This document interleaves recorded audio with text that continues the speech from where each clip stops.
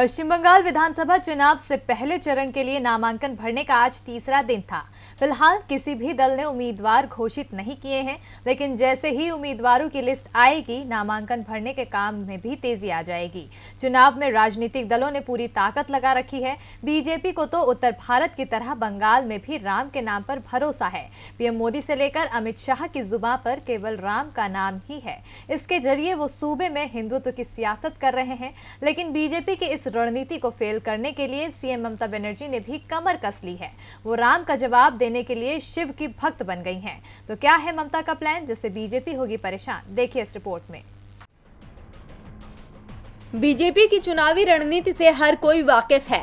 BJP केवल हिंदुत्व के सहारे सत्ता के शिखर तक पहुंचने की कोशिश करती है। नेताओं की जुबान पर ना विकास का नारा होता है, ना ही बुनियादी मुद्दों का।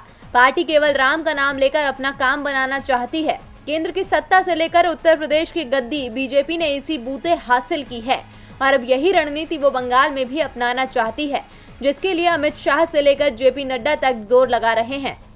बीजेपी की इसी रणनीति को फेल करने के लिए सीएम ममता बनर्जी भी पूरी तरह से तैयार हैं। वो राम का जवाब शिव से देंगी। दरअसल अब बंगाल की मुख्यमंत्री ममता बनर्जी सॉफ्ट हिंदुत्व की रणनीति अपना रही हैं। माना जा रहा है कि यही कारण है कि उन्होंने अपने नामांकन के लिए 11 मार्च का दिन चुना है। इस दिन महाशिवरात्रि का पर्व है। पश्चिम बंगाल की मुख्यमंत्री ममता बनर्जी 11 मार्च को नंदीग्राम से चुनावी बिगुल फूकेंगी। इसके लिए तैयारियां शुरू कर दी गई हैं। नंदीग्राम में अस्थायी आवास और चुनाव कार्यालय का इंतजाम किया गया है। ममता बनर्जी 10 मार्च को पूर्व मिदनापुर के हल्दिया पहुंच जाएंगी। यहां रात्रि विश्राम से पहले मीटिंग करेंगी और अगले दिन नंदीग्राम जाएंगी।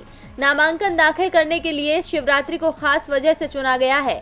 चर्चा है कि ममता बनर्जी शिवरात्रि के लिए नामांकन भरकर संदेश देना चाहती हैं कि वो शिव भक्त हैं और इस पावन हिंदू त्योहार को जीवन के बड़े काम के लिए चुना है, क्योंकि हिंदू कोई भी बड़ा काम शुभ दिन देखकर ही करते हैं। माना जा रहा है कि महाशिवरात्रि पर चुनावी शंखनाद करके ममता बनर्जी की सोच है कि बीजेपी के जय श्री राम नारे के मुकाबले में शिव का नाम खड़ा किया जा सके। वहीं ममता बनर्जी के चुनाव प्रचार की रणनीति का पूरा खाका भी तैयार किया गया है। यानी साफ है कि अब की बार बंगाल में राम बनाम शिव होगा। अब देखना होगा कि राम बीजेपी का बेड़ा पार करते हैं या फिर महादेव ममता को महाजीत दिलाते हैं।